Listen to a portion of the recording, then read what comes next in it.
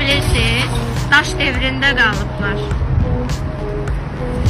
İşçilər hətta və hətta eşyaya bu isti havada minirlər və elə də gəzirlər. Yazdıqları da gəlmir. Baxın, elədiyimiz şeyə baxın, arabaya baxın dostlar. Nə gözəl.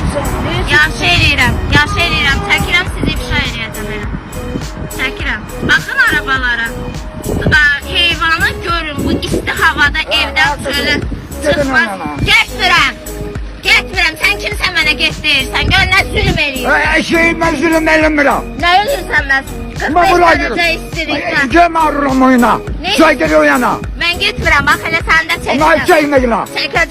Çəkəcəm, hamınızı çəkəcəm, sizi ifşa eləyəcəm. Zira bələdiyyəsini özəlliklə. Baxın, isti havadır, hətta eşyəyi nə qədər yüklüyüblər. İnsafları yoxdur, ona görə də süpürgəçisiniz. Görərsiniz indi siz. Başımıza nə oynatacağım görərsiniz.